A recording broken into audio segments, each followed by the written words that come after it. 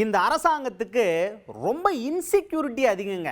ஆமாம், இந்த ஆட்சியில் அவங்க என்ன பண்ணுறாங்க அப்படின்னா, காலையில் தூங்கி எந்திரிக்கும் போதே யாரை கைது பண்ணலாம் அப்படின்னு ஒரு லிஸ்ட்டு ரெடி பண்ணுவாங்க போல். இதைத்தான் வேலையாகவே பார்த்துக்கிட்டு இருக்காங்க அப்படிங்கிற மாதிரி இங்கே ஒருத்தர் பேசியிருக்காரு. எதிர்க்கட்சி தலைவர் உதயநிதி ஸ்டாலின் அவர்கள் என்னென்னா, ஒரு கட்சி மீட்டிங்கில் தான் பேசுகிறாரு.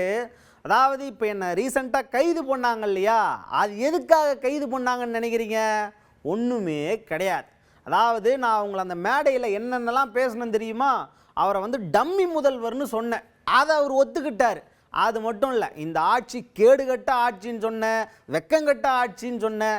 இந்த மாதிரிலாம் சொல்லும்போது அவங்களுக்கு ஒன்றுமே தோணலை, கோபமும் வரல. அதுக்கெல்லாம் அமைதியாக இருந்துட்டாங்க. ஒரே ஒரு வார்த்தை சொன்னேங்க, என்ன காவிரி பிரச்சனை தண்ணி வரலன்னு ஒன்று சொன்னேன். அதுக்கு என்னடான்னா என்னை கைது பண்ண வந்துட்டாங்கன்னா பார்த்துக்கோங்க அப்படிங்கிற மாதிரி பேசியிருக்காரு உதயநிதி ஸ்டாலின் அவர்கள். ஆனால் அண்ணன் மேடையில் என்ன பேசினார் அப்படிங்கிறது நான் சொல்லி தான் உங்களுக்கு தெரிய வேண்டியது அவசியம் இல்லை, இந்த உலகத்துக்கே அது தெரிஞ்ச உண்மை தான். ஆனால் உதயநிதி ஸ்டாலின் அவர்கள் வேற ஏதோ ஒன்று சொல்ல வர மாதிரி ட்ரை பண்ணுறாரு. அது என்ன அப்படிங்கிறத நீங்களே பாருங்க. கடந்த 100 நாட்களில் யார் ரொம்ப பிஸியாக இருக்காங்கன்னு பார்த்தீங்கன்னா வழக்கறிஞர்கள். நீங்கள் தான் ரொம்ப ரொம்ப பிஸியாக இருக்கீங்க. ஏன் பிஸியாக இருக்கீங்கன்னு உங்கள் அத்தனை பேருக்கும் தெரியும். நின்னா கைது, நடந்தா கைது, பேசுனா கைது, சோஷியல் மீடியாவில் ஒரு போஸ்ட் போட்டா கைது அப்படின்னு ஒரு மோசமான பாசிச அரசாக இன்றைக்கு இந்த அரசாங்கம் செயல்பட்டு வருகிறது. அந்த அளவுக்கு இந்த அரசுக்கு இன்செக்யூரிட்டி ரொம்ப அதிகம். இன்னைக்கு தூங்கி எந்திரிச்சா யாரை கைது பண்ணலான்னு கிட்டத்தட்ட ஒரு டைம் டேபிள் போட்டு ஷெட்யூல் போட்டு இன்னைக்கு இந்த அரசு கைது நடவடிக்கைகளை எடுத்து வருது. 2 வாரத்துக்கு முன்பு 2ஆம் தேதி என்ன நடந்ததுன்னு நீங்களாம் மறந்துருக்க மாட்டீங்க. இந்த அரசு என்னையும் கைது செய்ய முயற்சி பண்ணாங்க. எதற்காக கைது? டெல்டாவில்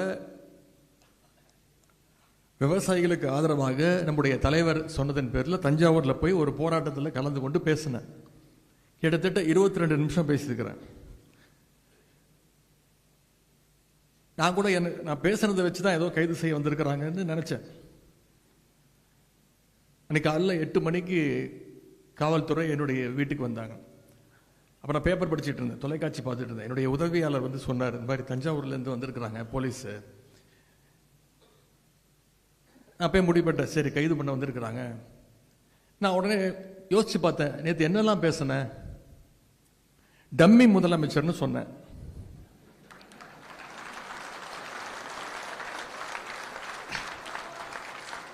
அதை ஒத்துக்கிட்டாங்க. அதுக்கு எந்த ரியாக்ஷனும் இல்லை.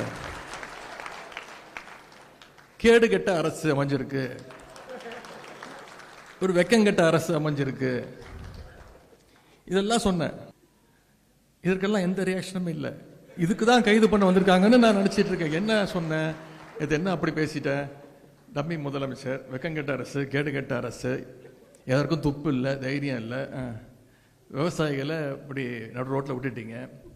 வேற எதுவுமே நான் சொல்லலை. காவேரியில் தண்ணி வரணும்னு சொன்னேன். அடுத்ததாக பேசின உதயநிதி ஸ்டாலின் அவர்கள் என்ன சொல்லியிருக்காரு அப்படின்னு பார்த்தீங்கன்னா, இந்த சட்டமன்றம் இருக்கு இல்லையா, அந்த சட்டமன்றத்தில் யார் எம்எல்ஏ யார் அமைச்சர்னு யாருக்குமே தெரிய மாட்டேங்குதுங்க. ஒருத்தரோட முகமும் நமக்கு பரிச்சயமே இருக்க மாட்டேங்குது.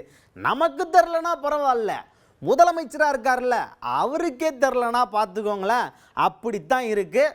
நாம் ஒருத்தர்கிட்ட ஒரு கேள்வி கேட்டால் இன்னொருத்தர் எந்த அதுக்கான பதில் சொல்கிறார். அதாவது இந்த காமெடி ஒன்று வரும் பார்த்தீங்களா, நாம் ஒரு கேள்வி கேட்டால் நம்மளை அசர வைக்கிற மாதிரி ஒரு பதில் சொல்லுவான் போவேன் அப்படின்னு சொல்லிட்டு, அந்த மாதிரி தான் பண்ணிக்கிட்டு இருக்காங்க அப்படிங்கிற மாதிரி பேசியிருக்காரு உதயநிதி ஸ்டாலின் அவர்கள். ஆனால் நெட்டிசன்கள் என்ன சொல்கிறாங்க அப்படின்னா, நீங்கள் தான் பாதியிலே எழுந்துச்சு போயிடுறீங்களே, அப்புறம் எப்படி உங்களுக்கு யார் எம்எல்ஏ யார் அமைச்சர்னு தெரியும் அப்படிங்கிற மாதிரி நான் சொல்லலைங்க, நெட்டிசன்கள் பேசியிருக்காங்க. சரி, இவர் என்ன சொல்கிறாரு அப்படிங்கிறத நீங்களே பாருங்கள். யார் சட்டமன்ற உறுப்பினர் இப்போ வரைக்கும் யாருக்குமே தெரியாது. ஏன்னா வேற ஒரு துறைக்கு நம்ம பதில் கேட்டோம்னா வேற ஒரு துறை அமைச்சர் பதில் சொல்றாரு. ஒரு படத்தில் வரும்ல, நாம ஒரு கேள்வி கேட்டா நம்மளே ஆச்சரியப்படுற அளவுக்கு ஒரு பதில் சொல்லுவான் பாருங்க அப்படிங்கிற மாதிரி. எங்களுக்கு மட்டும் இல்லை, இப்போ அங்கே உட்காந்துருக்கிறாரு ஒரு டம்மி முதலமைச்சர், அவருக்கும் யார் அமைச்சர்னு தெரியாது, அவருக்கும் யார் சட்டமன்ற உறுப்பினர் தெரியாது. அப்படிதான் இன்னைக்கு அந்த சட்டமன்றம் நடந்துட்டு இருக்கு. இன்னைக்கு தொலைக்காட்சியில் நீங்க அத்தனை பேரும் லைவ்ல பார்த்துட்டு இருக்கீங்க. அடுத்ததா பேசின எதிர்க்கட்சி தலைவர் உதயநிதி ஸ்டாலின் அவர்கள் என்ன சொல்லியிருக்காரு அப்படின்னு பார்த்தீங்கன்னா, இப்போ என்ன கைது பண்ணாங்க இல்லையா, அது கைதே கிடையாது, அது ஒரு ஜாலி ட்ரிப். ஆமாம், நாங்களாம் தஞ்சாவூருக்கு ஜாலியாக போயிட்டு வந்தோம். யார் யார்? நான், அண்ணன் சேகர் பாபு, அப்புறம் மாசூர் இருக்கார் இல்லையா, இவங்கெல்லாம் சேர்ந்து ஒரு 8 பேர் ஜாலி ட்ரிப் தான் போயிட்டு வந்தோம். ஆமாம், செல்ஃபி எடுத்ததெல்லாம் நம்ம அங்கே பார்த்தோம். அது மட்டும் இல்லை, போகிற வழியில் எங்கள் கட்சி தொண்டர்கள் எல்லாம் ஒரே ஜூஸாக கொடுத்து தள்ளுறாங்க. எங்களுக்கு மட்டுமா கொடுத்தாங்க, போலீஸ் எல்லாருக்குமே சகலமும் செஞ்சாங்க. எங்களுக்கு அது ஒரு என்ஜாய்மெண்ட்டாக தான் இருந்துச்சே தவிர அது கைது நடவடிக்கையே தெரியல. அதாவது மக்களோட வரிப்பணத்தை இந்த அரசு எப்படியெல்லாம் வீணாக்குது பாருங்க. என்கிட்ட முன்னாடியே சொல்லியிருந்தாங்கன்னா நான் அங்கேயே ரூம் போட்டு தங்கியிருப்பேன், அப்படியே வந்து என்னை கைது பண்ணியிருக்கலாம். விவரம் புரியாமல் இருக்காங்கப்பா இந்த ஆட்சியில் அப்படிங்கிற மாதிரி பேசியிருக்காரு உதயநிதி ஸ்டாலின் அவர்கள். அதாவது கைது பண்ணியதே ரொம்ப கௌரவமாக பேசுகிறார் அப்படின்னு சொல்லிட்டு வெளியில எல்லாம் பேசிக்கிறாங்கப்பா. ரொம்ப முக்கியமாக ஆளுங்கட்சியே போய் கோர்ட்டில் போய் சொன்னாங்க, எதிர்கட்சி தலைவரை போய் கைது பண்ணுற ஐடியாலாம் எங்களுக்கு இல்லை, விசாரிச்சுட்டு விட்டுருவோம். நான் சொன்னேன், ஏங்க நேற்று நைட்டு தான் தஞ்சாவூர்லேருந்து வந்தேன், சொல்லியிருந்தா நான் அங்கேயே தங்கியிருப்பேன். இப்படி மக்களுடைய வரி பணத்தில் எனக்கு 2 மீட்டிங் வேறு இருக்குது இன்னைக்கு, அதையும் இங்கே எடுத்துட்டீங்க. போகும்போது நான் சேகர் பாபு அவர்கள், திரு சரவணன் ஒரு ஜாலியாக ட்ரிப்பு போகிற மாதிரி தான் போனோம்.